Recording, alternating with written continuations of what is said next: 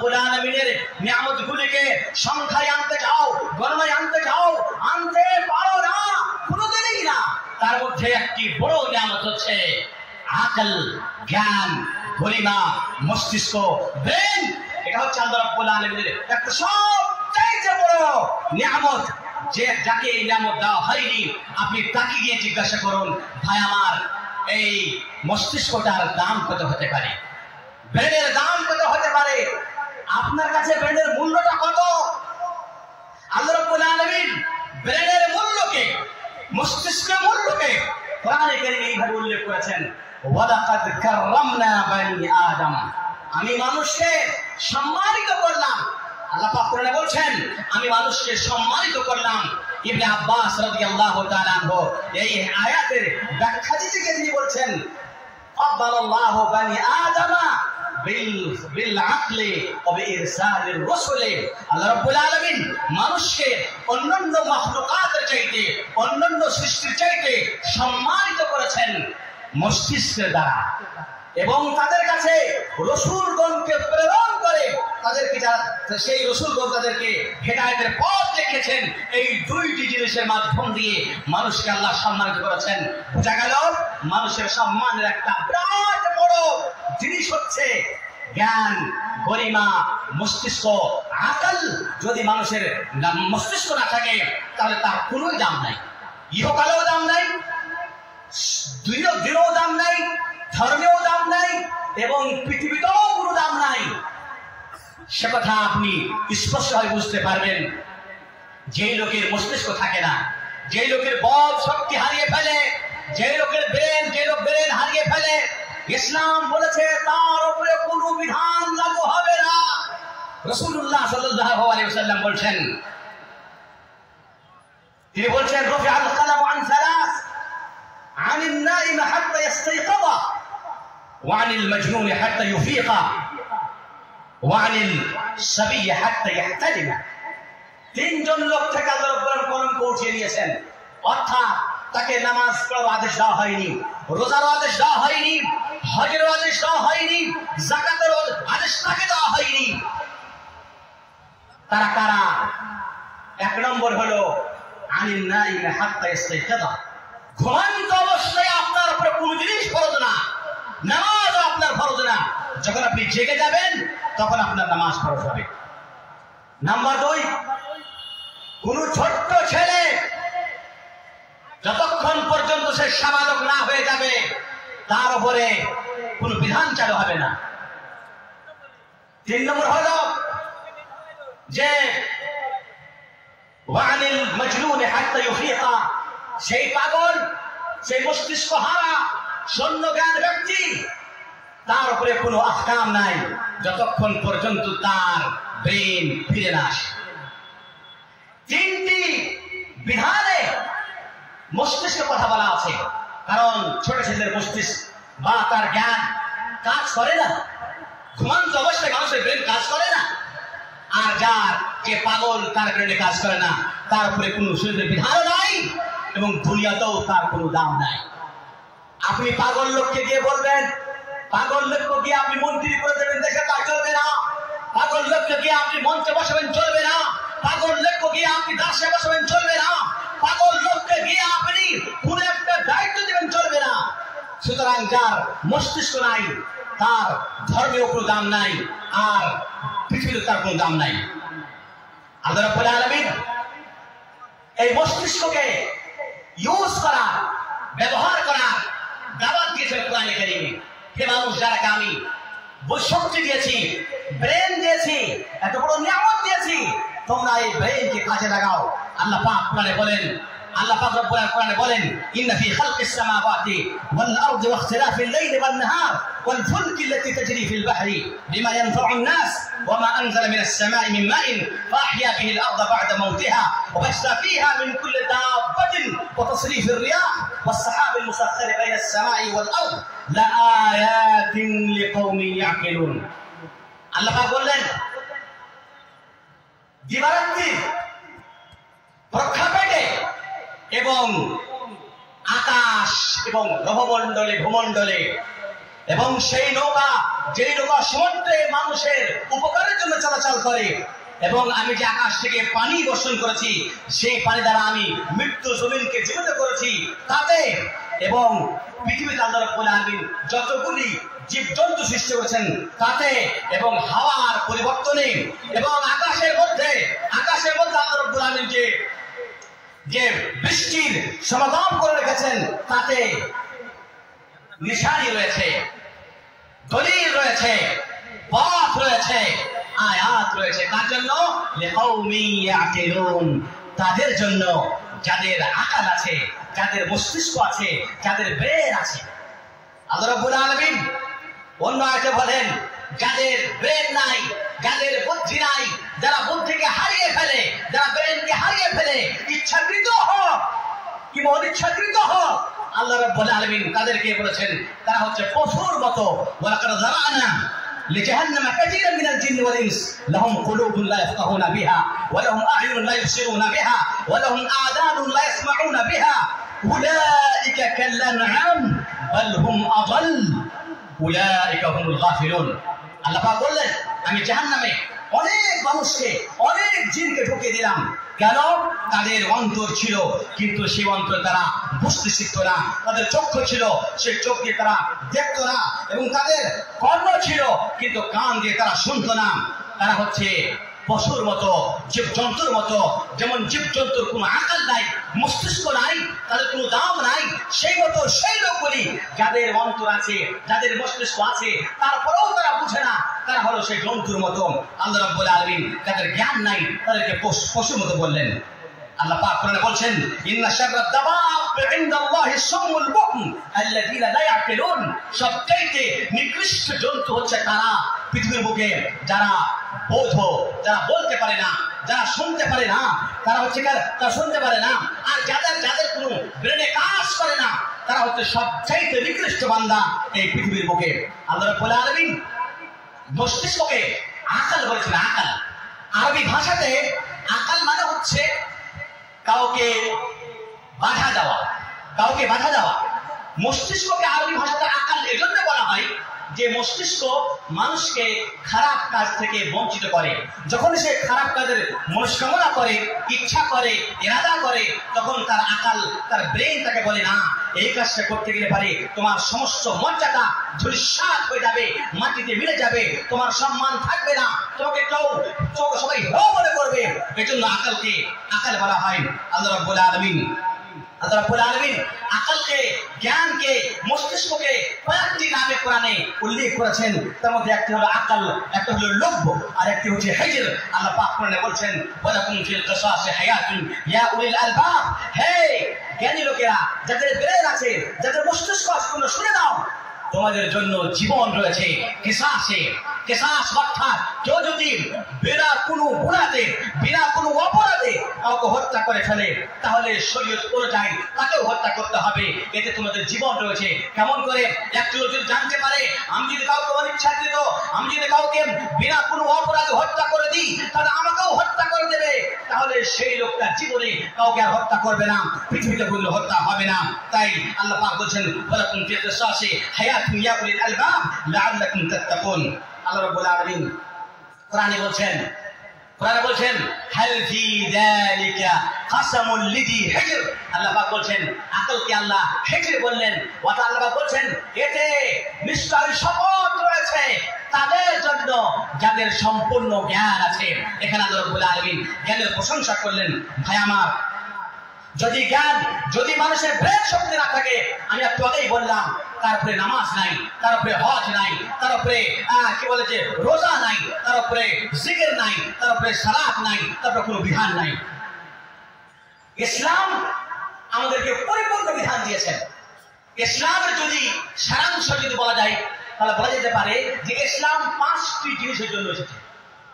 ইসলামের যদি পুরোটাই কোরআনকে যদি মন্থন করে তার যদি খোলাসা সারাংশ যদি বর্ণনা করা যায় তাহলে বলতে পারি যে ইসলাম বিশেষ করে 5টি জিনিসের উপরে বেশি করে প্রকাশ করেছে।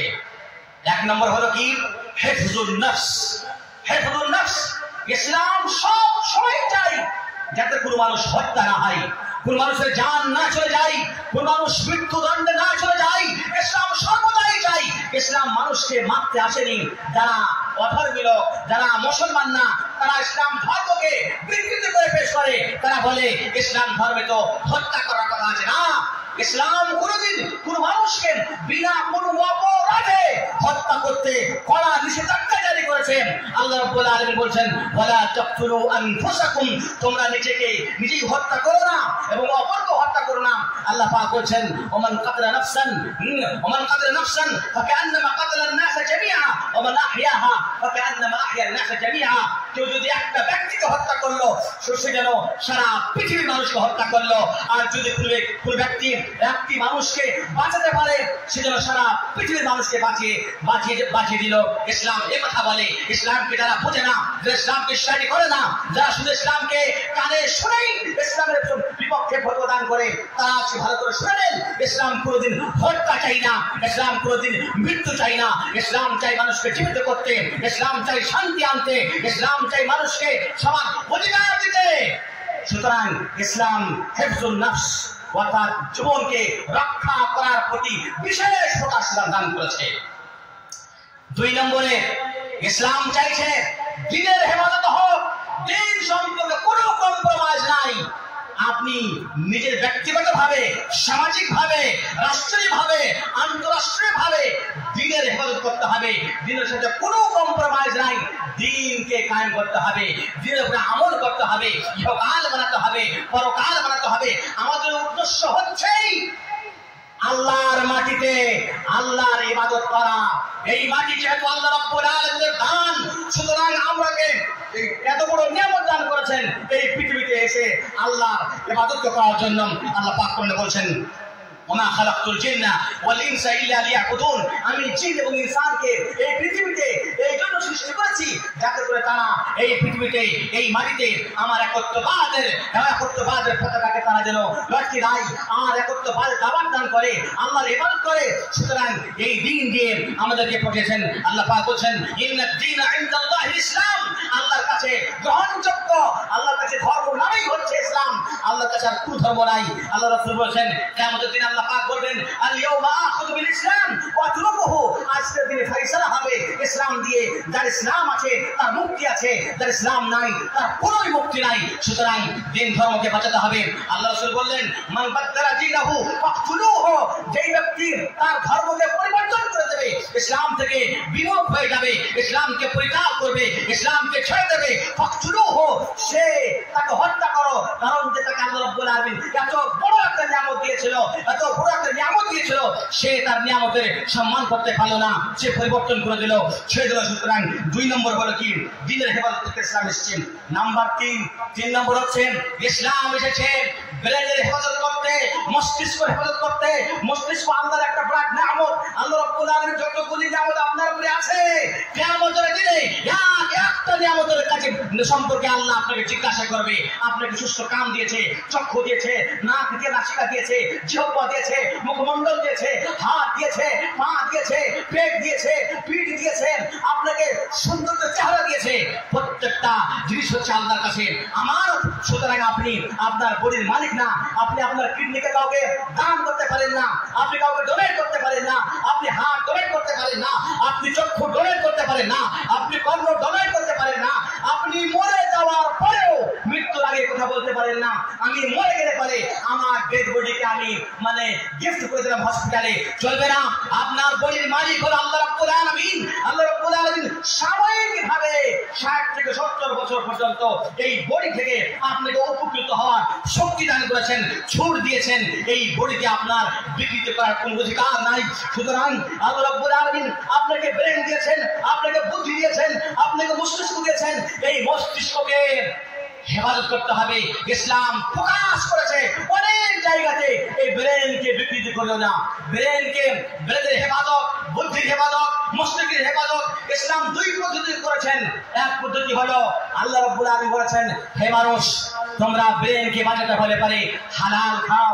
ইয়া আইয়ুহাল্লাযীনা আমানু কুলু মিন তাইয়্যিবাতি মা রাযাকনাকুম ওয়াশকুরু লিল্লাহ ইন কুনতুম ইয়্যাহু তা'বুদুন। হে ঈমানদার ব্যক্তিগণ, তোমরা পবিত্র খাদ্য খাও। আমি তোমাদেরকে যা দিয়েছি তার মধ্যে পবিত্র খাদ্য খাও। পবিত্র খাদ্য খেলে তোমাদের ব্রেন মস্তিষ্ক ঠিক থাকবে। আর যখনই হারাম খাবে তখন তোমাদের মস্তিষ্ক পরিবর্তন হয়ে যাবে, মস্তিষ্ক চলে যাবে, ব্রেন বিকৃত হয়ে যাবে। আর কিয়ামতের দিনে ব্রেন বিকৃতি করার জন্য আল্লাহর কাছে আপনাকে জবাবদিহি হতে হবে। সুতরাং ব্রেনকে বাঁচিয়ে খাওয়ার জন্য, ব্রেনকে মস্তিষ্ককে সুস্থ রাখার জন্য আল্লাহ রাব্বুল আলামিন হালাল খেতে বলেছেন। হালাল খাও, হালাল পান করো, হারাম খেও না। কারণ আল্লাহ রাব্বুল আলামিন আমাদের জন্য সেই সমস্ত জিনিসগুলিকে হালাল করেছেন। একটি ভালো করে কায়দা শুনে নেন। আমাদের জন্য আল্লাহ রাব্বুল আলামিন সেই সমস্ত জিনিসগুলি হালাল করেছেন যা আমাদের জন্য উপকারী, এবং যেই জিনিসগুলো আমাদের জন্য হার্মফুল, আমাদের জন্য অপকারী, আমাদের জন্য নোকসান দেয়, সেই জিনিসগুলিকে আল্লাহ রাব্বুল আলামিন আমাদের জন্য হারাম করেছেন। সুতরাং কোরআনে হাদিসে আমাদের যে জিনিসগুলো হারাম বলা হয়েছে তাতে কোনো ক্ষতি নাই, শারীরিক ক্ষতি নাই, এবং যে জিনিসকে আল্লাহ রাব্বুল আলামিন আমাদেরকে বঞ্চিত করেছেন, যা আমাদের জন্য হারাম করেছেন, অবশ্যই 100% তাতে ক্ষতি আছে। আমার ব্রেনে ঢুকুক কিংবা নাই ঢুকুক, আমি বুঝতে পারি কিংবা না পারি, তাতে আমাদের জন্য উপকার আছে। সেটা harmful for us or for our body, সেটা আমাদের বডির জন্য নোকসান দেয়, সেটা আমাদের অপকার, আমরা বুঝতে পারি কিংবা না পারি। আল্লাহ রাব্বুল আলামিন এই মস্তিষ্ককে হেফাজত করতে বলেছেন পবিত্র খাদ্য খেয়ে, পবিত্র পান করে, এবং আল্লাহ রাব্বুল আলামিন মস্তিষ্ককে মাহফুজ রাখার জন্য, থেকে সুরক্ষিত রাখার জন্য অন্য একটি পদ্ধতি দিয়েছেন। কি? যে হে মানুষের ব্রেন মার পেট থেকে জন্ম নেয় একটা ব্রেন নিয়ে আসে, সেই ব্রেনকে আরো উন্নত মানের, আরো সুন্দর মানের, আরো সুন্দর দরজাতে মাপে পৌঁছে দেওয়ার জন্য তুমি জ্ঞান অর্জন করো, শিখো।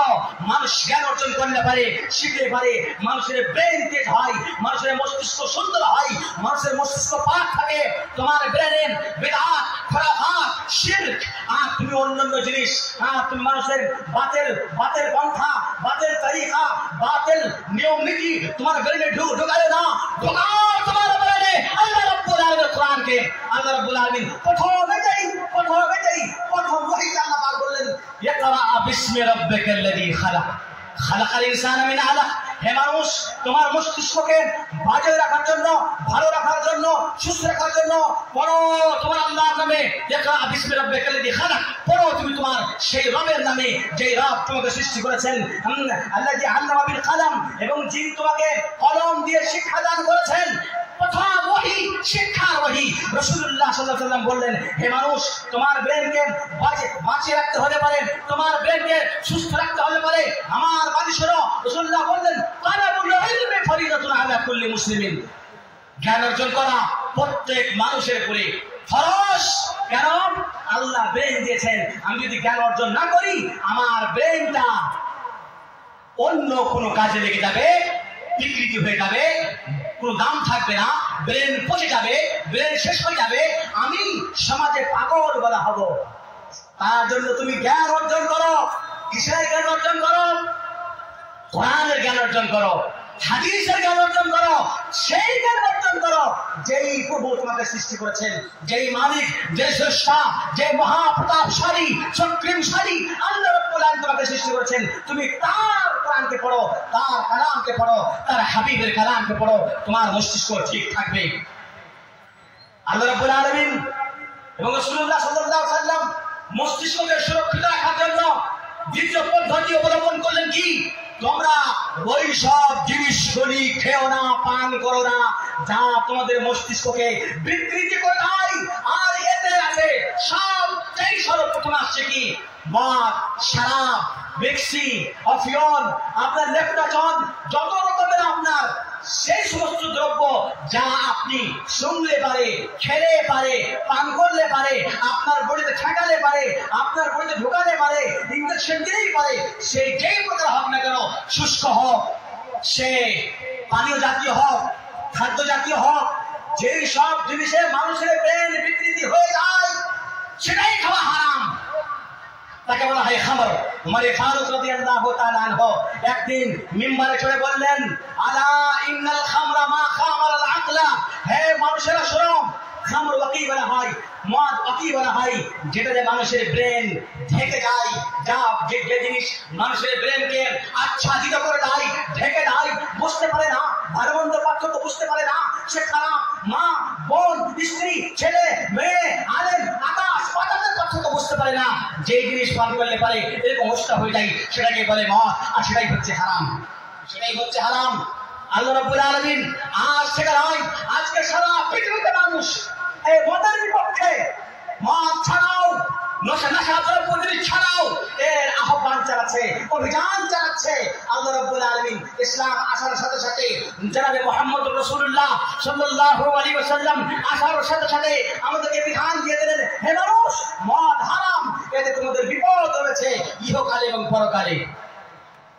মদ হারাম হলো মদিনার জীবনীতে রাসূলুল্লাহ সাল্লাল্লাহু আলাইহি ওয়াসাল্লাম যখন মক্কা নগরীতে ছিলেন, আনাস রাদিয়াল্লাহু তাআলা আনহু বলছেন, রাসূলুল্লাহ আমাকে বলেছেন, আমি কাবা ঘরের হিজরে সেই জায়গাটিতে ঘুমিয়েছিলাম, যে জায়গাটি কুরাইশ বংশের লোকেরা পবিত্র রিজিক না পাওয়ার জন্য সেই জায়গা খালি ছেড়ে দিয়েছে, আমি সে ঘুমিয়েছিলাম। জিবরিল এলেন, আসার পর তার সাথে আরো দুই ফেরেশতা ছিলেন, আমার বক্ষকে চিরে আমার হার্ট সার্জারি করলেন, ওপেন হার্ট সার্জারি করলেন, সাথে সাদার করলেন, আমার বুককে চিরে দিয়ে আমার কলিজা বের করলেন। কোন কাহিনী বলছি না, বুখারী শরীফের হাদিস, সাথে সাদার আল্লাহ নবীর দুইবার হয়েছে। আমি যে কথা বলতে চাই সেটা হলো এই, আল্লাহ নবী ঘুমিয়েছিলেন, জিবরিল এলেন, আল্লাহ নবীর বক্ষকে চিরে তার কলিজাকে হার্টকে বের করে জমজম পানি দিয়ে পরিষ্কার করলেন। পরিষ্কার করার পরে একটা বাটিতে, সোনার বাটিতে হিকমত এবং ঈমানের পরিপূর্ণ যে ছিল আল্লাহ নবীর অন্তরে, আল্লাহ নবীর কলেবরে ঢুকে দিলেন, আবার সেলাই করে দিলেন, সেলাই করে দিলেন। আনাস রাদিয়াল্লাহু আনহু বলছেন, আমি আল্লাহর নবীর গায়ে দেখেছি সিলাই দাগ, আমি সচক্ষে দেখেছি, এটা কোনো কাহিনী না। তারপরে আল্লাহ নবী বলছেন, এই যখন ঘটনা হয়ে গেল, আমার সামনে একটা জানোয়ার আনা হলো, বুড়া, বুড়া কেনা হলো, আমাকে জিবরিল বললেন, নবী চড়ো, বুড়াকে চড়ো। আমাকে যখন বুড়াকে চড়তে বলা হলো, সেই বুড়া আমাকে তার পিঠে নেবে না, তার জন্য বাহানা করতে লাগলো। জিবরিল বলছেন, আমা তাসতাহি ওয়াল্লাহি মা রাকিবাকা খালকুন আকরামু ইনদাল্লাহি মিন মুহাম্মাদিন সাল্লাল্লাহু আলাইহি ওয়াসাল্লাম। হে বুড়া, তোমাকে লজ্জা লাগে না? আমি তাকে বলছি তোমার উপরে আরোহণ করতে, তুমি কি জানো না? আল্লাহর কসম করে বলছি, আজ পর্যন্ত তোমার গায়ে এই নবী সাল্লাল্লাহু আলাইহি ওয়াসাল্লামের চাইতে কোনো উত্তম ব্যক্তি সওয়ার হয়নি, কোনো আরোহণ করেনি। যেমনি কথা বলা তেমনি বুড়া থরথর করে কেঁপে তার গা দিয়ে ঘাম ছুটে পড়লো লজ্জাতে। আল্লাহ নবী বুড়াকে চড়লেন, বুড়াকে চড়ার পরে চলে গেলেন ফিলিস্তিনে।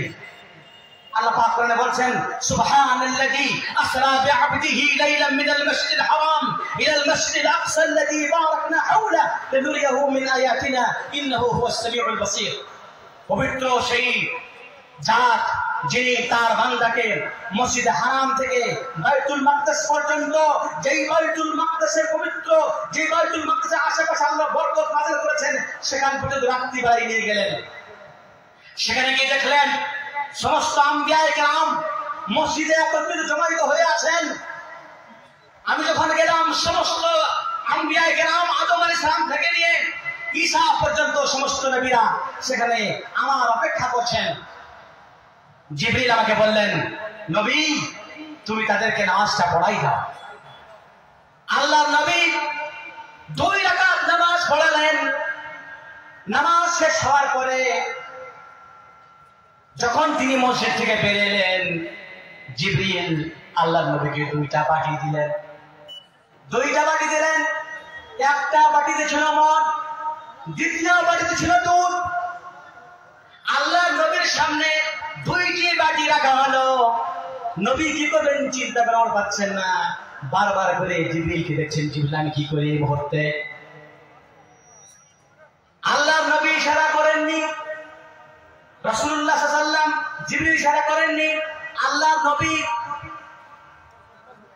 মধুর দুধের বাটিটা নিলেন, দুধ পান করলেন। আলহামদুলিল্লাহিল্লাযী হাদাকা লিল ফিতরা লাউ ইখতারতাল খামরা লাগাওয়াত উম্মাতুকা। আমি কথাই বলার জন্য এতটা কথা বললাম। আল্লাহ জিবরিল দেখলেন, আল্লাহ নবী দুধের বাটিটা নিয়ে নিলেন, মদের বাটিটা নিলেন না। জিবরিল খুশিতে বললেন আলহামদুলিল্লাহ, যে আল্লাহ রাব্বুল আলামিন আপনাকে সঠিক পথটা দেখিয়ে দিল। আপনি দুধটা গ্রহণ করলেন, আপনি মদটা গ্রহণ করলেন না।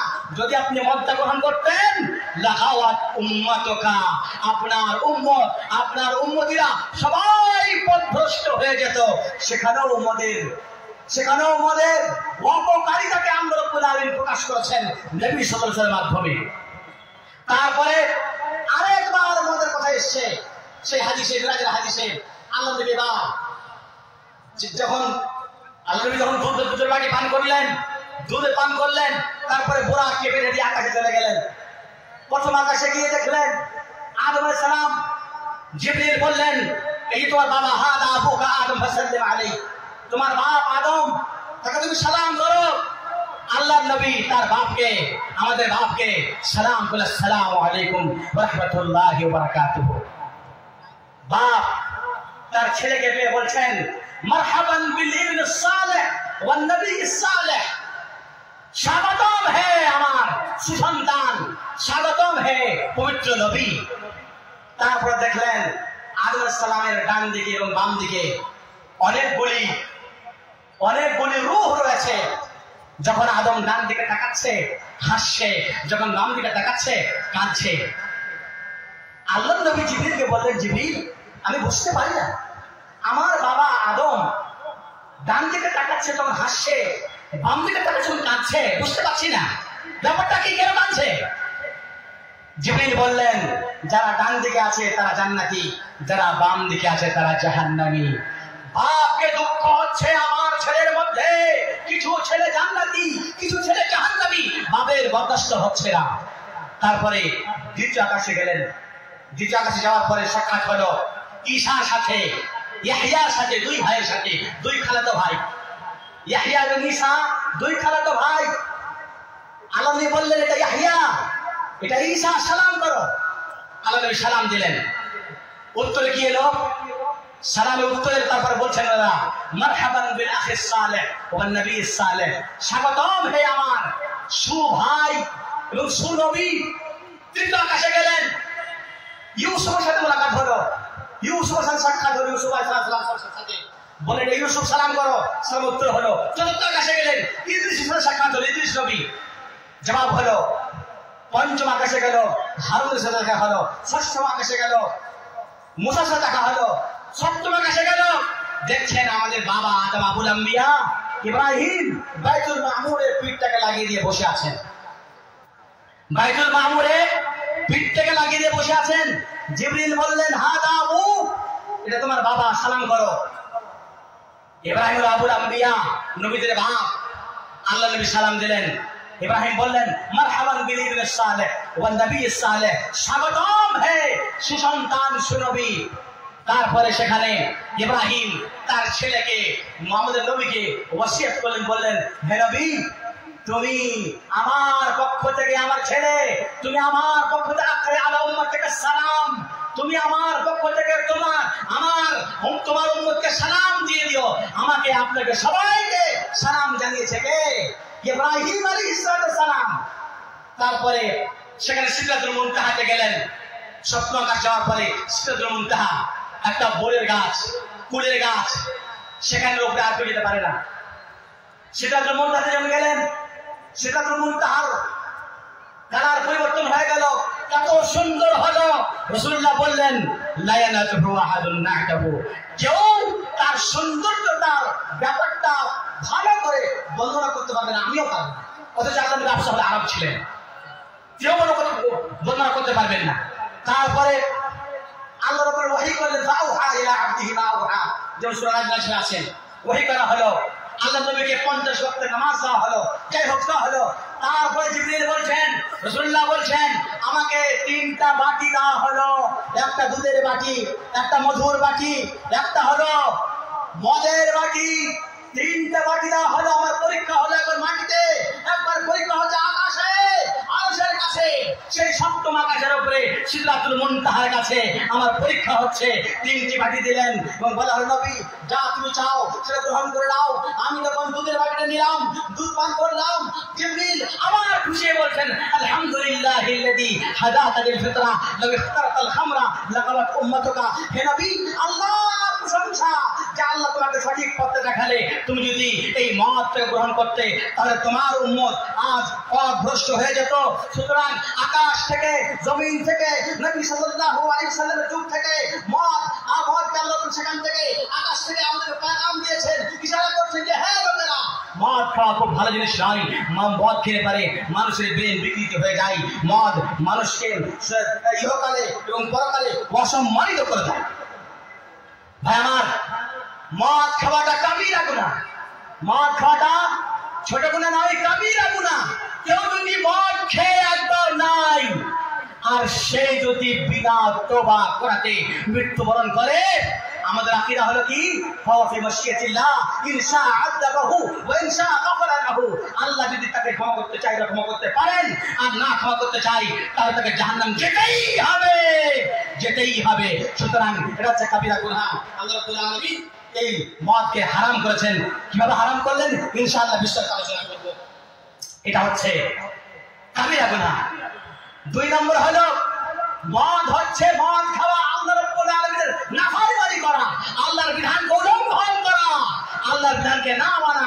আল্লাহ পাক বলেন ওয়া ইয়াসিল্লাহ ওয়া রাসূলা ওয়া তা'adda হুদুদা ইদখিলুহু নারান খালিদান ফিহা আবাদা। যে ব্যক্তি আল্লাহ রাব্বুল আলামিনের সীমা লঙ্ঘন করবে, বিধানকে মানবে না, তার বিধানকে অতিক্রম করবে, তার নাফরমানি করবে, আল্লাহ রাব্বুল আলামিন তাকে জাহান্নামে সর্বকালের জন্য রেখে দেবে। ভাই আমার, কেউ যদি মদ পান করে তাহলে ইসলাম বলছে এটা কেমনই বড় গুনাহ, তাকে হদ লাগাতে হবে। কয়বার পান করলে পারে? একবার পান করলে পারে। যদি আপনি একবার পান করলেন আপনি তো মাতাল হয়ে যান। ইসলাম বলছে তাকে কোড়া লাগাতে হবে, 40 কোড়া টাকা লাগাতে হবে। বুখারী শরীফের হাদিস আনাস রাদিয়াল্লাহু তাআলা বলছেন أوتي النبي صلى الله عليه وسلم بشارب الخمر فضربه بالجريد والنعال نحو 40। তিনি বলছেন আল্লাহর নবীর কাছে একটা মদ পানকারীকে আনা হলো। আল্লাহর নবী তাকে 40 জুতা কিংবা 40 খেজুর গাছের ডানা দিয়ে তাকে মারলো। আবু বকর রাদিয়াল্লাহু আনহু 40 করে মারতেন। ওমর ফারুক রাদিয়াল্লাহু আনহু বলেন না, এই লোকেরা মদ বেশি খাচ্ছে, সুতরাং তিনি 80 করে মারতেন। কেউ যদি একবার মদ পান করে তাহলে 40 করে মারতে হবে। ভাই আমার, যে ব্যক্তি মদ পান করে আল্লাহ রাব্বুল আলামিন তাকে কিয়ামতের দিনে জান্নাতের মদ পান করাবে না। পৃথিবীর মদ, জান্নাতেরও মদ আছে। আল্লাহ রাব্বুল আলামিন জান্নাতের মদকে লাযযাতুল লিশারিবিন বলেছেন। সেই মদে লা গাওলা ফিহা, সেই মদে মানুষের ব্রেন বিকৃত হবে না, তাছাড়া আনন্দ। সুতরাং যেই ব্যক্তি পৃথিবীতে মদ পান করবে, মান শারিবাল খামরা ফিদ দুনিয়া লাম ইয়াশরাবহা ফিল জান্নাহ। আল্লাহ রাসূল বলেছেন কেউ যদি দুনিয়াতে মদ একবার পান করে আল্লাহ রাব্বুল আলামিন তাকে জান্নাতে সেই মদ থেকে মাহরুম করে দেবে। যেই মদের মজা, যেই মদের লজ্জা, যেই মদের স্বাদ এতই মিষ্টি, জান্নাতবাসীরা সেই মদকে পান করে আনন্দ ভোগ করবে। কিন্তু যেই ব্যক্তি পৃথিবীতে একবার মদ পান করে নেবে তাকে সেই মদ পান করে দেওয়া হবে না। রাসূলুল্লাহ সাল্লাল্লাহু আলাইহি ওয়াসাল্লাম বলেছেন জীবনেও মদ পান করবে না। আল মুদমিনুল খামরে কাআবিদিল ওয়াসানে, যেই ব্যক্তি বরাবর মদ পান করে, বরাবর বিড়ি খায়, সেই যে ব্যক্তি বরাবর হিরোইন খায়, আফিয়ন খায়, লেপটাচন খায়, যে ব্যক্তি এমন জিনিস উপয়োগ করে যা মানুষের ব্রেন বিকৃতি করে, মুদমিনুল খামরে কাআবিদিল ওয়াসানে, যেই ব্যক্তি বরাবর মদ পান করে সেই ব্যক্তি তারই সমতুল্য যে পুতুলের পূজা করে, যে মাটির পূজা করে। মাটির পূজা কত বড় গুনাহ, মাটির পূজা কত বড় গুনাহ। সুতরাং যেই ব্যক্তি মদ পান করে তার জন্য এত বড় গুনাহ আল্লাহ রাব্বুল আলামিন বলেছেন, রাসূলুল্লাহ বলেছেন। ভাই আমার, যেই ব্যক্তি মদ পান করে রাসূলুল্লাহ বলেছেন মান শারিবাল খামরা কানা আহদান আলাল্লাহি আন ইয়াসতাহু মিন ফিরাতিল খাবাল। আল্লাহ রাসূল বলেছেন যে ব্যক্তি মদ পান করে আল্লাহর কাছে এটা আহাদনামা লেখা আছে। আল্লাহ রাব্বুল আলামিন তাকে জাহান্নামে কিয়ামতের দিনে জাহান্নামীদের পুরা রক্ত, পুরা মাংস, পুরা পুঁজ তাকে খাওয়াবে কিয়ামতের দিনে। সহিহ হাদিস। সুতরাং মদ থেকে আমাদেরকে দূরে থাকতে হবে। আমার রাসূলুল্লাহ সাল্লাল্লাহু আলাইহি ওয়াসাল্লাম বলেন লা ইয়াদখুলুল জান্নাতা সালাস তিন প্রকার লোক জান্নাত যাবে না। তার মধ্যে একটা হচ্ছে কি মুদমিনু খামরিন, যে ব্যক্তি বরাবর মদ পান করে, ওয়াল আক, যে ব্যক্তি মাতা পিতার কথা অমান্য করে, মাতা পিতাকে মানে সম্মান দেয় না, সে ব্যক্তি জান্নাত যাবে না। ওয়াদাইয়ুস, এবং সেই ব্যক্তি যেই ব্যক্তি তার নারীর সাথে খারাপ কাজ করতে দেখা সত্ত্বেও সে চুপ থাকে, এই তিন প্রকার লোক কিয়ামতের দিনে জান্নাত যাবে না। ভাই আমার, আল্লাহ রাব্বুল আলামিন কোরআনে এই মদ সম্পর্কে বলেছেন, ইনমাল খামরু ওয়াল মাইসিরু ওয়াল আনসাবু ওয়াল আজলামু রিজসুম মিন আমালিশ শাইতান ফাজতানিবুহু লাআল্লাকুম তুফলিহুন। কেন আমি সে কথা পরে বলছি। আল্লাহ তাআলা বলছেন এই মদ একটা এমন জিনিস, ইন্নামাশ শাইতানু ইউরিদু শাইতান আন ইউকিআ বাইনাকুম আল-আদাওয়াতা ওয়াল বাগদা বিল খামরি ওয়াল মাইসির ওয়ায়াসুদ্দুকুম আন যিকরিল্লাহ ওয়া আনিস সালাহ ফাহাল আনতুম মুনতাহুন। হে মানুষেরা, মদ একটা এমন জিনিস যে মদের মাধ্যম দিয়ে শয়তান তোমাদের মধ্যে হিংসা, বিদ্বেষ, বৈষম্যতা সৃষ্টি করে এবং তোমাদেরকে বিরত রাখে আল্লাহর জিকির থেকে, বিরত রাখে নামাজ থেকে। তোমরা কি আর ফিরে আসবে না? তোমরা কি মদ ছাড়বে না? ওমর ফারুক রাদিয়াল্লাহু আনহু বললেন, ইনতাহাইনা ইয়া আল্লাহর রাসূল, হে আল্লাহ, আমরা ছেড়ে দিলাম, আমরা আর যাব না। ভাই আমার, সুতরাং এই মদ পান করলে পারে আল্লাহর জিকির থেকে বঞ্চিত মানুষ হয়ে যায়, নামাজ ছেড়ে দেয়। এবং মদ এমন একটি জিনিস, এমন একটি বিশাল খারাপ জিনিস, যার একবার নাই দুইবার নাই আল্লাহ এবং আল্লাহ রাসূল একাধিকবার 10 জনকে মদ সম্পর্কে জড়িত 10 জনকে লানত করেছেন। আল্লাহ রাসূল বলেছেন, আনাস বিন মালিকের রাওয়ায়াত তিনি বলেছেন, লা'না রাসূলুল্লাহ সাল্লাল্লাহু আলাইহি ওয়াসাল্লাম ফিল খামরি 10 আসরাহা ওয়া মু'তাসিরাহা ওয়া শারিবাহা ওয়া হামিলাহা ওয়াল মাহমুলাতি ইলাইহি ওয়া সাকিহা ওয়া বাই'াহা ওয়া আকিলা সামানিহা ওয়াল মুশতারি লাহা ওয়াল মুশতারাত লাহু। এই 10 জনকে লানত করেছেন। শুধু মদ পানকারী না, যে মদ তৈরি করে, যার জন্য মদ তৈরি করা হয়, যেই মদ পান করে, যেই মদকে বহন করে নিয়ে যায়, যার জন্য মদকে বহন করে নিয়ে যাওয়া হয়, যে ব্যক্তি মদকে পান করায়, গ্লাস আগে বাড়িয়ে দেয়, যে ব্যক্তি মদ বিক্রি করে, যে ব্যক্তি মদের দাম, মদের পয়সা খায়, যে ব্যক্তি মদকে ক্রয় করে আর যার জন্য মদকে ক্রয় করা হয়, এখানে আল্লাহ রাসূল লান করেছেন। ইবনে ওমর রাদিয়াল্লাহু আনহু হাদিসে আছে, লা'নাল্লাহুল খামরা ওয়া শারিবাহা ওয়া সাকিহা। আল্লাহ রাব্বুল আলামিন লান করেছেন, আল্লাহ লানত করেছেন, আল্লাহর রাসূল লানত করেছেন। এবার বলেন, এমন জিনিস যে জিনিসকে খেলে পারে আল্লাহর লানত হয়, রাসূলের লানত হয়, আপনি ইহকালে পরকালে সম্মান কি করে হতে পাবেন? মদও খাবেন, সম্মানও চাইবেন, মদও খাবেন, বলুন আল্লাহ আমরা কি বিপদে পড়ে আছি, উদ্ধার করো। মদও খাবেন, আপনার আল্লাহর কাছে মাল দৌলতও চাইবেন, মদও খাবেন, আপনি আপনার সুস্থতাও চাইবেন। কি করে হতে পারে? আল্লাহ তাআলা তো আপনাকে মালউন করেছেন, রাসূল তো আপনাকে মালউন করেছেন। সুতরাং মদ খাওয়া এটা হচ্ছে ইবলিসের কাজ। রাসূল সাল্লাল্লাহু আলাইহি ওয়াসাল্লাম বলেছেন, মান শারিবাল খামরা লা ইয়াকবালুল্লাহু লাহু সালাতান 40 সাবাহান। কেউ যদি একবার মদ পান করে তাহলে আল্লাহ রাব্বুল আলামিন 40 দিন পর্যন্ত তার নামাজ গ্রহণ করেন না, নামাজ কবুল করেন না।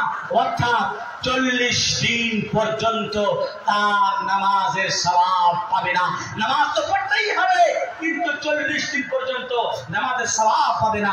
এত বড় গুনাহ ভাই আমার, এই মদ পান করলে আপনার এইগুলো তো হলো আপনার দিনী অপকারিতা, সামাজিক অপকারিতা কি, দুনিয়াতে অপকারিতা কি। এই মদ পান করলে মানুষের বিদ্বেষ হয়, হিংসা হয়। আজ মানুষ মদ পান করে স্ত্রীকে তালাক দিচ্ছে, স্ত্রীর সাথে ঝগড়া, পরিবারে ঝগড়া, ভাইয়ের সাথে ঝগড়া, হত্যা কাণ্ড, মারামারি, বিদ্বেষ, সমাজে অশান্তি তৈরি করে রেখেছে। তার জন্য আজ সারা পৃথিবীতে অভিযান চালছে সবাই, মদ বন্ধ করো, মদ বন্ধ করো। 1920 সাল থেকে নিয়ে 1933 সাল পর্যন্ত পৃথিবীর বুকে সবচাইতে শক্তিশালী দেশ সুপ্রিম পাওয়ার আমেরিকা মদ পান করার বিধান জারি করলো। কোটি কোটি লক্ষ লক্ষ হাজার কোটি টাকা খরচা করলো। আর মোটামুটি 90 মিলিয়ন পেজ লিখা হলো যে মদ খেতে হবে না, তারপরেও মদ ছাড়তে পারলো না। কিন্তু যারা আমরা মুসলমান, আমাদের আল্লাহ এবং আল্লাহ রাসূল একবার বললেই আমরা মদ ছাড়বো, কিন্তু মানুষ জবরদস্তি মদ ছাড়তে পারবে না। এটা হচ্ছে কোরআনের বরকত। মানুষকে চাপিয়ে ধমকিয়ে ডরিয়ে মদ ছাড়তে পারবে না। যার অন্তরে ভয় আছে সেই মদ ছাড়বে। মদ খেলে পারে আজ সমাজে যে অশান্তি চলে আসছে, মদ খেয়ে সারা রাত্রি জেগে থাকছে, মদ খেয়ে পাগলের মধ্যে জেগে থাকছে, মদ খেয়ে হত্যা করে দিচ্ছে। আজ ভারতবর্ষের মাটিতে এখন কে মদ খেয়ে কাউকে হত্যা করে দিল, কি হয়েছে? না তো ব্রেন বিগড়েছে, সে সজীব অবস্থায় ছিল না, ওই জন্য হত্যা হয়ে গেছে। ক্ষতি না ক্ষতি না ক্ষতি। মদ পান করলে পারে আপনার মাল অপচয় হয়। আল্লাহ রাসূল বললেন না, হাদিসে আছে নাহা রাসূল সাল্লাল্লাহু আনিল কিল ওয়াল কালি ওয়া কাসাতিস সুওয়ালি ওয়া ইদাআতিল মাল। আল্লাহর নবী মালকে অপচয় খরচা করতে নিষেধ করেছেন। ভাই আমার, এই মদ পান করলে আপনি নিজেকে ক্ষতি করছেন। মেডিকেল সায়েন্স বলছে মানুষ যখন মদ পান করে তখন তার বডিতে যে ব্লাড আছে, সে ব্লাডে অনেক রকমের নিউ ব্যাকটেরিয়া তৈরি হয়ে যায়, যার কারণে সেই ব্যাকটেরিয়া তার হার্ট অ্যাটাকের কারণ হতে পারে। এবং মদ খেলে পারে মানুষের লাংস কমজোর হয়ে যায়, মানুষের হার্ট কমজোর হয়ে যায়, মানুষের লিভার কমজোর হয়ে যায়, নষ্ট হয়ে যায়। আর মদ পান করলে পারে মানুষ স্থির হয়ে যায়, শক্তি হারা হয়ে যায়। মেডিকেল সায়েন্স বলছে যে ব্যক্তি বেশি মদ পান করবে তার ইমিউনিটি কমে যাবে, শক্তি কমে যাবে, আর রোগ আসতে পারে, সে রোগকে দূর করার মতো ক্ষমতা থাকে না। সুতরাং এগুলো হচ্ছে মদের ক্ষতি। মদ খেলে পারে মানুষের যখন ব্রেন থাকে না, মানুষের ক্ষতি করে দেয়, বুঝতে পারে না, ক্ষতি তো হয়েই যায়। আলী রাদিয়াল্লাহু আনহু বলছেন, বদরের যুদ্ধে গানিমতের মাল থেকে আমাকে 2টা উট দেওয়া হলো, আমি মনে করলাম এই তো আমার সুযোগ চলে এসছে, ফাতেমাকে তো বিয়ে করেছি, এই ওয়ালিমার সমাজে ফাতেমাকে বাড়িতে আমি নিয়ে আসবো, এই উট 2টা বিক্রি করে আমি আমার বাড়িকে সাজাবো, আমার খাওয়ান দাওয়ান করাবো, ওয়ালিমা করাবো। ওর 2টি এক আনসারীর বাড়ির পিছনে বেঁধে রেখেছেন এবং তিনি ঘাস আনতে গেছেন, মাঠে ঘাস নিয়ে আসছেন। দেখছে যে আমার উট 2টিকে হামজা রাদিয়াল্লাহু তাআলা আনহু ছোরা দিয়ে 2টি উটের পেটকে ফেড়ে দিয়ে 2টি উটের কলিজাকে খেয়ে ফেলেছে। আলী রাদিয়াল্লাহু আনহু আশা নিয়েছিলেন যে এই 2 উটটিকে বিক্রি করে আমি ফাতেমার জন্য কিছু নিয়ে আসবো। আলী রাদিয়াল্লাহু আনহু বলছেন, ফালাম আমলিক আইনায়া, আমি আমার চোখের অশ্রুধারা চেপে ধরতে পারলাম না, দুঃখে কষ্টে, কত ভাগ্যে আমাকে 2টা উট পেয়েছিলাম আমি, আমার উট তুলে চলে গেল। আলী রাদিয়াল্লাহু তাআলা আনহু কাঁদতে কাঁদতে নবী সাল্লাল্লাহু আলাইহি ওয়াসাল্লামের দরবারে হাজির হলেন। বলছেন, আল্লাহর রাসূল, আপনার চাচা আমার 2টা উটের বুককে পেটকে ফেড়ে দিয়ে কলিজা চাপিয়ে গেছে, আমার উট দুটো শেষ, আমি তো নিঃস্ব হয়ে গেলাম, ফকির হয়ে গেলাম, গরীব হয়ে গেলাম। রাসূলুল্লাহ সাল্লাল্লাহু আলাইহি ওয়াসাল্লাম তিনি সেখান থেকে উঠে পড়লেন এবং আরেকজন সাহাবীকে নিয়ে চললেন সেই হামজা রাদিয়াল্লাহু আনহুর কাছে। দেখছেন হামজা রাদিয়াল্লাহু আনহু দাঁড়িয়ে আছেন। আল্লাহ নবী বললেন, হামজা আপনি কি করেছেন? আপনার মতো লোক, সম্মানিত লোক, আমার চাচাতো ভাইয়ের, আমার জামাই তুমি উট দুটোকে হত্যা করেছো। এবারে হামজা রাদিয়াল্লাহু তাআলা আনহু মাথাটা ছেড়ে দেখছেন, আল্লাহ নবী পায়ের দিকে দেখলেন, চেহারা দিকে দেখলেন, হামজা রাদিয়াল্লাহু আনহুর চোখ দুটি মাতাল হয়ে, মদ খেয়ে মাতাল হয়ে লাল হয়ে আছে। এবং হামজা বলছেন, মা আনতুম ইল্লা আবিদ ওয়া আবি, এই তোমরা কি বলতেছ সেখানে? আমার বাপের গোলাম, আর তোমরা আমার বাপের চাকর, আর তোমরা আমাকে বলতেছ? রাসূলুল্লাহ বুঝে ফেললেন, মাতাল হয়ে আছে। আল্লাহ নবী কিছু না বলেই চলে গেলেন। ভাই আমার, দেখুন মদ খেলে পরে আপনি তো সামান্য 2 মিনিটের জন্য আনন্দ ভোগ করলেন, কত বড় নষ্ট করলেন। 2 মিনিট চলে গেল একটা গরিব লোকের, ক্ষতি হলো না। সুতরাং এই সমস্যাকে দেখে আল্লাহ রাব্বুল আলামিন আকাশ থেকে মদকে হারাম করে দিলেন। হে লোকেরা, মদ হারাম। প্রথমত আল জাহিলিয়াতের লোকেরা মদ পান করতো, হরমানাদের হয়নি। আল্লাহ রাব্বুল আলামিন ওমর রাদিয়াল্লাহু তাআলা আনহু আল্লাহকে দোয়া করতেন, রাসূলকে বলতেন, হে আল্লাহ রাসূল, এই মদকে হারাম হয় না কেন? মদকে হারাম করা হচ্ছে না কেন? আল্লাহকে বলতেন, আল্লাহুম্মা আনজিল ফীহি বায়ানান শাফিয়ান, হে আল্লাহ তুমি এই মদ সম্পর্কে পরিষ্কার বিধান নাযিল করো। আল্লাহ রাব্বুল আলামিন কোরআনের আয়াত নাযিল করলেন, ইয়াসআলুনাকা আনিল খামরি ওয়াল মাইসির কুল ফীহিমা ইসমুন কাবীরুন ওয়া মানাফিউ লিন-নাস ওয়া ইসমুহুমা আকবার মিন নাফঈহিমা। কোরআনে এই আয়াত নাযিল হলো। আল্লাহ পাক কি বলছেন? হে নবী, তোমাকে লোকেরা বলছে, মদ সম্পর্কে জিজ্ঞাসা করছে, মদের উপকারিতা অপকারিতা সম্পর্কে জিজ্ঞাসা করছে। কুল ফীহিমা ইসমুন কাবীর, বলো এই মদের মধ্যে অপকারিতাটার বেশি মাত্রা। কুল ফীহিমা ইসমুন কাবীর ওয়া মানাফিউ লিন-নাস, এতে উপকারও আছে। ওয়া ইসমুহুমা আকবার মিন নাফঈহিমা, কিন্তু মদ এবং জুয়ার যেটা অপকারিতা, তা উপকার যেটা অনেক গুণে বেশি। কিছু সাহাবায়ে কেরাম বুঝে ফেললেন, যখন ইয়ার অপকারিতাটা বেশি উপকারিতাটা কম, তখন না পান করলেই হয়। অনেক সাহাবা ছেড়ে দিলেন, অনেক সাহাবা বললেন, না না ছাড়বো না, হারাম তো বলেছি। কোথায় হারাম বলেছে? হারাম তো বললো না, বললো যে আর উপকারিতাটা কম, অপকারিতাটা বেশি। এবার এই অবস্থায় এক দিবস আবু তালহার বাড়িতে নিমন্ত্রণ ছিল আলী রাদিয়াল্লাহু তাআলা আনহু। আবু তালহার বাড়িতে আলী রাদিয়াল্লাহু আনহু নিমন্ত্রণ ছিল। আলী রাদিয়াল্লাহু তাআলা আনহু মদ পান করে মাগরিবের নামাজের সময় হয়ে গেছে, নামাজে দাঁড়িয়েছেন আলী রাদিয়াল্লাহু আনহু ইমাম হয়ে। সূরা ফাতিহা পড়লেন। সূরা ফাতিহা পড়ার পরে তিনি বলছেন কি, কুল ইয়া আইয়ুহাল কাফিরুন লা আ'বুদু মা তা'বুদুন নাহনু না'বুদু মা তা'বুদুন। মাতাল হয়ে আছে, বুঝতে পারছেন না কি করছি না করছি।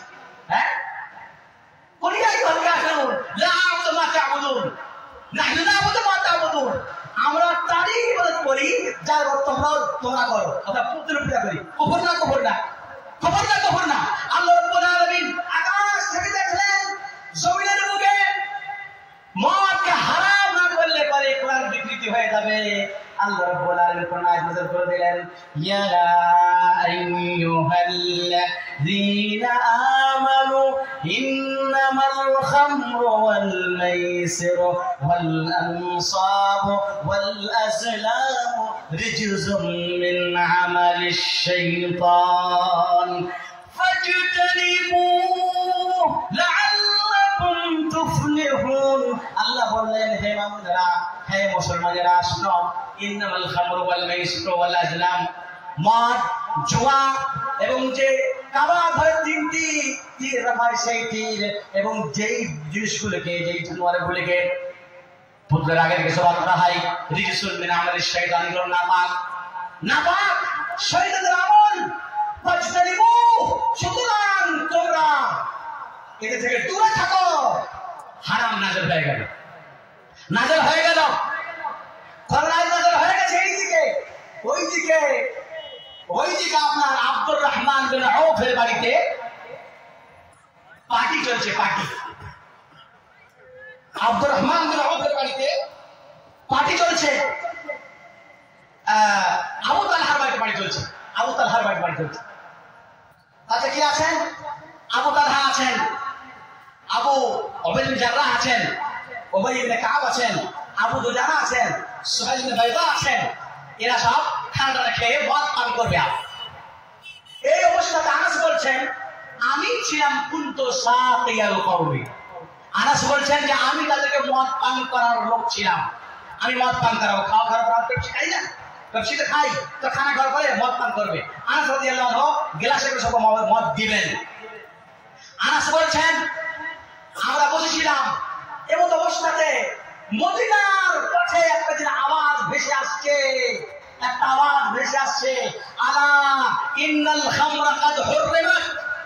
হ্যাঁ লোকেরা শোনো, ওইদিকে কোরআনের আয়াত নাযিল হয়ে গেছে, শরাবকে, মদকে আনহু বলছেন, আমাকে আবু তালহা বলছেন, এ আনাস একটু দেখতো বাবা, এই মদিনার বাইরে এত রাত্রে আওয়াজটা কিসের? আওয়াজটা কিসের? আনাস রাদিয়াল্লাহু আনহু বলছেন, আমি বাড়ি থেকে বের হয়ে শুনলাম যে একজন লোক যেন মদিনার পথে জোর আওয়াজে বলছেন, আলা ইন্নাল খামরা কাদ হুররিমাত, এই আয়াতটা পড়লাম, সে আয়াত নাযিল হয়ে গেছেন। আবু তালহা বললেন, কুম ইয়া আনাস ইলাল জিরার ফাকসিরহা, আনাস উঠাও এবং আমার বাড়িতে যেই মদের ঢিলগুলো আছে, মদের পাত্রগুলো আছে, সবকে ভেঙে তছনছ করে দাও। অন্য রিওয়ায়াত আছে, কুম ইলাল জিরার ফাকসিরহা, উঠো এই বাড়িতে আমার মদের ভাটাগুলোর দিকে, মদের মোটকার দিকে, মদের হাড়িগুলোর দিকে সবকে ভেঙে চুরমার করে দাও। আনাস রাদিয়াল্লাহু আনহু বলছেন, একটা রিওয়ায়াত আছে, ফামা সাআলু ওয়ালা রাজিউ, যখন এই কথা শুনলেন আলা ইন্নাল খামরা কাদ হুররিমাত, তখন কেউ প্রশ্ন করলো না যে কে হারাম করলো, কেন হারাম করলো, কি কারণে হারাম হলো, এটা তো ফায়দা আছে, এটা তো অনেক মাল, এই মাল কি নষ্ট করবো, হারাম হয়ে গেল, সাহাবায়ে কেরামরা হারাম করে নিলেন। ভাই আমার, সুতরাং এইভাবে আল্লাহ রাব্বুল আলামিন আজ থেকে 1400 বছর আগে এই মদকে হারাম করেছেন। আর যে মদ খাওয়াকে আমরা জালসায়, ইসলামে, মাদ্রাসায়, মসজিদে আমরা বর্ণনা করি, এবার কথা বলে বর্ণনা হয় কোথায় থেকে? আমি কোন অক্সফোর্ড ইউনিভার্সিটি থেকে পড়ে আসিনি, আমাকে তো কোন গাই মুসলিম শিখাইনি, এই সব কথা আমি শিখেছি মাদ্রাসাতে। সুতরাং এই মাদ্রাসাগুলি সমাজকে মদ মুক্ত করাতে বিরাট ভূমিকা রাখে। সুতরাং যারা মদ ছাড়াতে চাই না তারা মাদ্রাসা বন্ধ করতে চায়, এবং যারা চায় মদ উঠে যাক তারা যেন বেশি বেশি করে মাদ্রাসা খোলার জন্য সুযোগ দান করে দেয়। ভাই আমার, মদ এত খারাপ জিনিস, এই জন্য অনেক সাহাবায়ে কেরাম মদ পান করতেন না, জামানায়ে জাহেলিয়াতে মদ পান করতেন না। যেমন একজন সাহাবী ছিলেন আব্দুল্লাহ বিন জাদআন, আব্দুল্লাহ বিন জাদআন মদ পান করতেন না। কেন? আব্দুল্লাহ বিন জাদআন এক দিবস তার বন্ধু উমাইয়া বিন সালতের সাথে ছিলেন, মদ পান করার পরে উমাইয়া বিন সালতকে এক চড় লাগিয়ে দিয়েছেন জোর করে। উমাইয়া বিন সালতের চোখটা যেন শেষ হয়ে যাবে, কানা হয়ে যাবে। উমাইয়া বিন সালত কিছু বললেন না। সকাল যখন হলো, উমাইয়া বিন সালত তার চোখটাকে ঢেকে তার সামনে হাজির হচ্ছে। এবার আব্দুল্লাহ বিন জাদআন বলছে, ব্যাপারটা কি, তোর চোখ এরকম কেন? ভুলে গেলেন তুমি যে আজকে আমাকে মেরেছিলে? বলছে, তাই নাকি? নাম তো তোমার ভালোনি, আস্তাগফিরুল্লাহ, আপনি আমাকে রাত্রি মেরেছেন, আমার চোখ অবস্থা এই করেছেন, আপনি মিথ্যা কথা বলছেন। তাই নাকি? কেন? আমি কেন মারলাম? বলছে, আপনি মদ খেয়ে মাতাল হয়েছিলেন, আমাকে পুরো এক কথাই রাগে রাগীকৃত হয়ে আমাকে লাগিয়ে দিয়েছেন চট, আমার চোখটা অন্ধ হয়ে গেল। আব্দুল্লাহ বিন জাদআন বললেন যে, ওয়াল্লাহি লা আশরাবান্নাল খামরা বা'দ, আজকে থেকে আমি মদই খাবো না, আজকে থেকে আমি মদই খাবো না। একজন সাহাবী ছিলেন যার নাম ছিল কাইস ইবনে হাসিম, তিনিও মদ পান করতেন না। বলছে হারাম হয়নি কেন? মদের অপকারিতা মানে। আরেকজন সাহাবী ছিলেন যার নাম হচ্ছে আব্বাস ইবনে মিরদাস, তিনিও মদ পান করতেন না। মদ পান করতেন না জাফর বিন আবি তালেব, মদ পান করতেন না আদি বিন হাতিম, মদ পান করতেন না আবু বকর রাদিয়াল্লাহু আনহু, মদ পান করতেন না উসমান বিন আফফান রাদিয়াল্লাহু আনহু। বলে যে মদ হারাম হয়নি, তারা ইচ্ছায় মদ পান করতেন না, কারণ মদের অপকারিতা, ক্ষতিটা অনেক বেশি, অনেক বেশি। ভাই আমার, আমরা মদ পান করি কেন? মদ পান আসে কোথা থেকে? মদ পানের সৃষ্টি কোথা থেকে হয়? অনেক লোক মদ পান করে বন্ধুদের কারণে, বন্ধুর কারণে। বন্ধু মদ পান করছে, এই কি খাচ্ছিস? একবার খানা, একবার খেয়ে তাদের চেষ্টা বুঝতে পারবি কি খাচ্ছি আমি। তাই নাকি? হ্যাঁ তাই তো, লেলা একবার। বন্ধু এর বিধান আল্লাহ আমাদেরকে দিয়েছেন। রাসূলুল্লাহ বললেন, আল মারউ আলা দীনি খালিলিহি ফালইয়ানজুর ইলা মান ইউখালিলুহু, প্রত্যেক মানুষ তার বন্ধুর ধর্মের উপর হয়। সুতরাং বন্ধু করতে হলে পরে আপনাকে দেখতে হবে, নির্ণয় করতে হবে আমি কাকে বন্ধু তৈরি করছি। এ কথা কে বলেছে? রাসূলুল্লাহ বলেছেন। এবং আল্লাহ নবী বুখারী শরীফে হাদিসে বললেন, মাসালুল জালিসুস সালিহ কামাসালি হামিলিল মিসকি, সৎ বন্ধু ধরুন তেমনি যেমনই কোন ব্যক্তি আতর বিক্রি করে, সেন্ট বিক্রি করে। আপনি যদি সেন্ট তার কাছ থেকে নাও কিনেন, তারপর আপনাকে ফ্রিতে একটু লাগাই দেবে। ভালো বন্ধু যদি আপনি তাকে কিছু শিখতেও না পারেন, তার চরিত্র, কথাবার্তা, সমাজে থাকা থেকে আপনি অনেক কিছু শিখতে পারেন।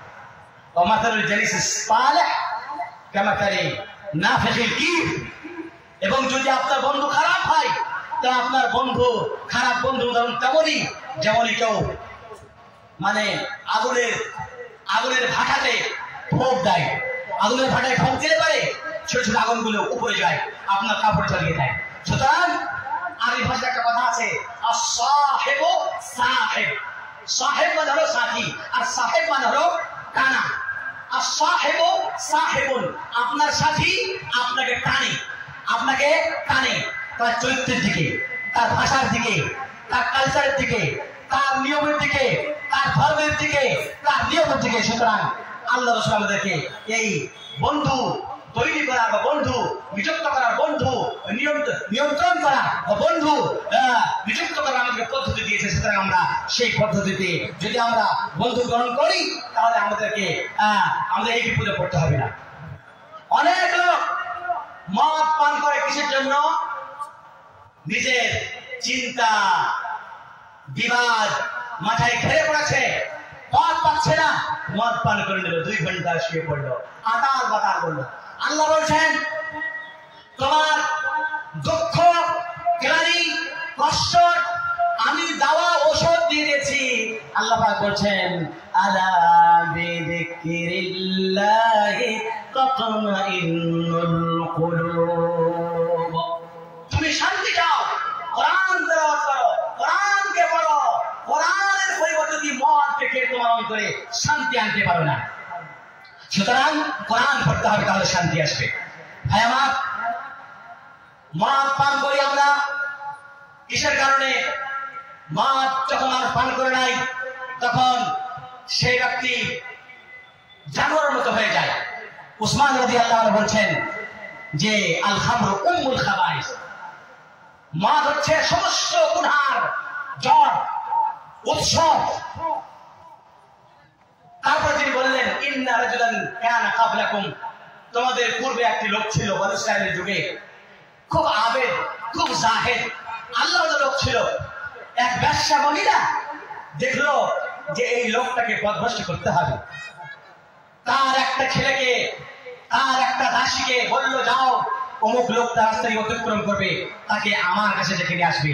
এই বলে ডেকে নিয়ে আসবে, আপনাকে অমুক মহিলা ডাকছে, আপনাকে সাক্ষী হিসেবে একটা কথা বলবে তার জন্য। ভালো লোক যাচ্ছে, বলছে সাক্ষী হিসাবে, ঠিক আছে যাবো। চলে এলো সেই লোক, যেমনই সেই লোকটা দরজায় ঢুকলো, দরজা বন্ধ করে দেওয়া হলো। দেখলো যে সেই মহিলার সেই ঘরে একটা সুন্দর মহিলা আছে, একটা ছোট্ট ছেলে আছে, আর সেই ঘরে মদ রাখা আছে। মহিলাটি বলছে যে আমি আপনাকে সাক্ষীর জন্য ডাকিনি, আপনাকে ডেকেছি 3 দিনের মধ্যে কোন একটি কাজ করার জন্য। আপনি 3 দিনের মধ্যে কোন একটি কাজ করলে আপনার মুক্তি আছে, না হলে আপনাকে খালি শেষ করে দেব। এবারে সে আবেদ চিন্তা করতে লাগলো যে আমি কোনটা গ্রহণ করবো। সে মহিলা কি বললো, হয় আমার সাথে তুমি কুকর্ম করো, না হলে এই ছেলেটাকে হত্যা করো, আর না হলে তুমি মদ পান করো। এবার সে আবেদ চিন্তা করলো, ছি ছি তোমার, আমি যদি জেনা করি, কালকে গিয়ে আমাকে সকাল, আচ্ছা তুমি জেনা করেছিলা, বাহ বাহ, হ্যাঁ ফটো ছাড়বে, আজকে মেডিতে যাবে, না না এই কাজ করবো, ছেলেটাকে মারবো, না না না একটা মাসুম ছেলেকে মারতে পারি, কি করি এই মদটাই মনে হয় হালকা, এটা কি পান করি। লোকটা করলো কি, মদটা পান করলো, মদটা পান যখন করলো মাতাল হয়ে গেল। মাতাল হওয়ার পরে সে কুকর্ম করলো আর ছেলেটাকে হত্যা করলো। উসমান বলছেন ফাজতানিবুল খামরা, তোমরা সেই মদ থেকে বেঁচে থাকো।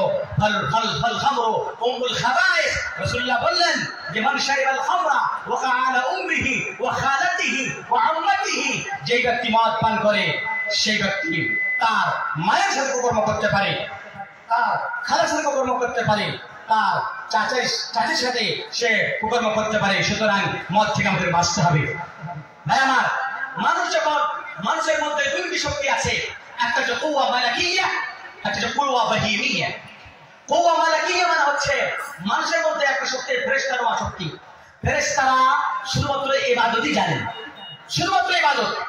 লা ইয়াসুনাল্লাহ মা আমারহুম ওয়া ইয়াফআলুনা মা ইউমারুন, তাদেরকে যেই কাজে আদেশ দেওয়া হয় তারা সেই কাজই করে, অন্য কাজ করে না। এটা হচ্ছে কুওয়া মালাকিয়া। ইনসান মানুষের মধ্যে ইবাদত করার একটা শক্তি আছে এবং মানুষের মধ্যে একটা শক্তি আছে জানোয়ারের শক্তি। মানুষ যখন মদ পান করে তখন তার কুওয়াতে মালাকিয়া শেষ হয়ে যায়, অর্থাৎ সে আল্লাহকে বলে ভুলে যায়, তার মধ্যে চলে আসে জন্তুর শক্তি, সে জন্তুই পরিণত হয়ে যায়, জিনা করে, চুরি করে, ডাকাতি করে, বেঈমানি করে, আরো কাণ্ড করে, যা আমাদের সমাজে অশান্তি ঘটায়। ভাই আমার, এই মদ থেকে বাঁচতে হলে পারে আমাদের কি করতে হবে? মদ থেকে বাঁচতে হলে আমাদের কি করতে হবে? প্রথম কথা হলো আপনাকে কথা নির্ণয় করতে হবে এই মদ আল্লাহ রাব্বুল আলামিন আমার প্রতি হারাম করেছেন, সুতরাং এই মদকে আমি খাবো না। আল্লাহ রাসূল হারাম করেছেন, যদি আমি খাই তাহলে কিয়ামতের দিনে আল্লাহ রাব্বুল আলামিন আমার হিসাব নেবে। রাসূলুল্লাহ সাল্লাল্লাহু আলাইহি ওয়াসাল্লাম আমাকে হাউজে কাউসার থেকে পানি পান করতে দেবেন না, সুতরাং আমি আল্লাহ এবং আল্লাহর সাথে মুখালাফাত বা তার বিধানকে উল্লঙ্ঘন করব না। 2 নম্বর হলো আপনাকে সমাজে সৎ বন্ধু অবলম্বন করতে হবে। 3 নম্বর হলো এই যে সমাজে জালসা, খুতবা, ওয়াজ, নসিহত করতে হবে। আল্লাহ রাসূল বলেছেন আদ-দীন ওয়ান নসিহা, আদ-দীন ওয়ান নসিহা, আদ-দীন ওয়ান নসিহা কুল্লা লিমান ক্বালা লিল্লাহি ওয়া লিরাসূলিহি ওয়া লিল কিতাবিহি ওয়া লিআইম্মাতিল মুসলিমিন ওয়া আম্মাতিহিম। আল্লাহ রাসূল বললেন দ্বীন হচ্ছে অপরকে সৎ কাজের আদেশ দেওয়ার নাম। সুতরাং ভাই আমার, আমরা সবাই নিজেই এই কাজ থেকে বেঁচে থাকবো, অপরকে সৎ কাজের আদেশ দেব। সমাজকে, স্ত্রীকে, ছেলেকে, মেয়েকে, বাবাকে, ভাইকে, পরিবারকে, সমাজকে, দেশকে, দেশের জনগণকে, তাহলে আমরা এই মদ থেকে মুক্ত হতে পারবো। আর এই মদের জন্য কোনো শক্তি লাগবে না। এই লাগবে মাদ্রাসা, এই লাগবে মসজিদ, এই লাগবে খুতবা, এই লাগবে ওয়াজ, এই লাগবে জালসা, আর কিছুই লাগবে না। সুতরাং আমরাও চাইছি যে ইসলাম চাইছে যে ইসলাম পৃথিবীর বুক থেকে মদ মুছে যাক, বিরোধ মুছে যাক, অপিয়ত মুছে যাক, এই বিশ্রী মুছে যাক। আজ মানুষেরা এই মদকে বিভিন্ন নাম দিয়ে এটাকে হালাল করার চেষ্টা করছেন। আল্লাহ নবী 1400 বছর আগে বলেছেন ইন্নাহু কওমুম মিন উম্মতি ইস্তাহিল্লুনাল খামরা ওয়া ইয়াসুবুনাহা বিগাইরি ইসমিহা। আল্লাহ নবী বললেন এক সময় আসবে যে সময়তে আমার উম্মতেরা মদ পান করবে, আর মদের বোতলের লিখে দেবে কি? অন্য নাম লিখে দিবে, বিক্সি, বিয়ার, হার্ড ড্রিঙ্ক, এইসব বিভিন্ন নাম লিখে দেবে, অথচ সে মদ। রাসূলুল্লাহ বললেন কিয়ামতের আগে ইস্তাহিল্লুল হিরা ওয়াল হারিরা ওয়াল খামরা ওয়াল মাআজিফা, আমার উম্মতের এমন একটি দল থাকবে, কিছু লোক যারা জিনাকে হালাল মনে করে নেবে, রেশমের পশমের কাপড়কে হালাল মনে করে নেবে, মদকে হালাল মনে করে নেবে, এবং তারা গানা, ডিজে, বাজনাকে হালাল মনে করে নেবে। আল্লাহ যেন আমাদের সকলকেই এইসব জিনিস থেকে বাঁচার তৌফিক দান করেন। আল্লাহ রাব্বুল আলামিন ইহকালে পরকালে আমাদেরকে তার নৈকট্য লাভ করার তৌফিক দান করেন। হে আল্লাহ, আমরা যে অভিযান ছেড়েছি, অভিযান চালাচ্ছি, এই অভিযান যেন সারা পৃথিবীতে পৌঁছে, আমাদের ভারত যেন মদ মুক্ত হয়ে যায়, নেশা মুক্ত হয়ে যায়। কোন মুসলিম আপনারা আজকে থেকে তওবা করুন যে আমরা আজ থেকে কোন বাড়িতে মদ খাবো না, সিগারেট খাবো না, জর্দা খাবো না, আমরা গুটখা খাবো না। ভাই আমার, আল্লাহ রাসূল বললেন লা যারারা ওয়ালা যিনা।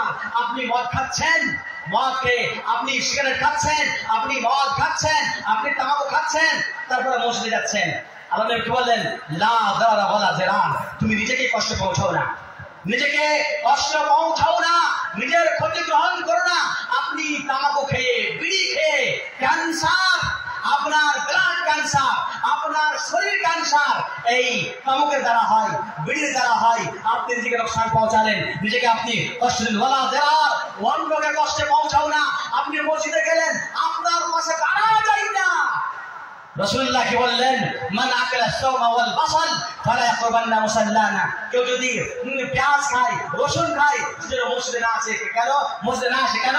ফাইনাল মালাইকাতা তাতাআদ্দা মিম্মা তাআদ্দা মিনহু বানু আদম। আল্লাহ রাসূল বললেন যে হে লোকেরা, তোমরা রসুন খেয়ে, পেঁয়াজ খেয়ে মসজিদে এসো না, কারণ ফেরেশতারা তোমাদের মুখের দুর্গন্ধ থেকে কষ্ট পায়, যেমন মানুষ কষ্ট পায়।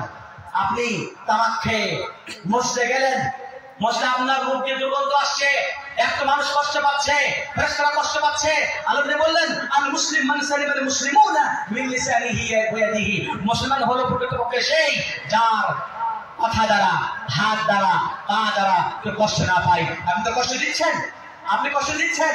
সব চাইতে দুঃখের কথা হলো এই, অনেক মুসল্লি তামুককে পকেটে করে নিয়ে গিয়ে মসজিদে নামাজ পড়তে যায়। নামাজ আসসালামু আলাইকুম, আসসালামু আলাইকুম, আবার তামাক আরম্ভ করে। মসজিদেই লজ্জা লাগে না সে মুসলমানকে, ভয় লাগে না আল্লাহ করে, সে আল্লাহর ভয় পায় না, এখানে কোন জায়গাতে বসে আছে। সুবহানাল্লাহ।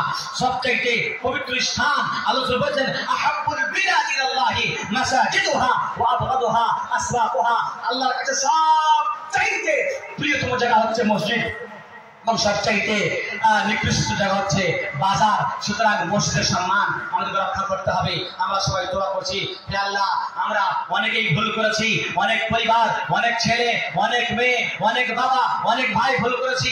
আল্লাহ আজকের এই মাহফিলে আমরা সবাই দোয়া করছি, আস্তাগফিরুল্লাহাল্লাযী লা ইলাহা ইল্লা হু আল হাইয়ুল কাইয়্যুম ওয়া আতুবু ইলাইহি। হে আল্লাহ, তুমি আমাদেরকে ঈমান মজবুত করার তৌফিক দান করো, এই আমাদেরকে নেশাদ্রব্য জিনিস থেকে বাঁচার তৌফিক দান করো। হে আল্লাহ, তুমি আমাদেরকে পবিত্র পাক ও পূত মুমিন হওয়ার তৌফিক দান করো। হে আল্লাহ, তুমি আমাদেরকে ইহকালে শান্তি দান করো। হে আল্লাহ, যেই পৃথিবীতে আমরা বসবাস করি সেই পৃথিবীতে আল্লাহ তুমি আকাশ থেকে তোমার রহমত নাযিল করো, শান্তি নাযিল করো। হে আল্লাহ, যে কষ্টে, যে দুঃখে আজ মানুষ জীবন যাপন করছে, সে দুঃখ, কষ্ট, গ্লানিকে আল্লাহ দূর করো।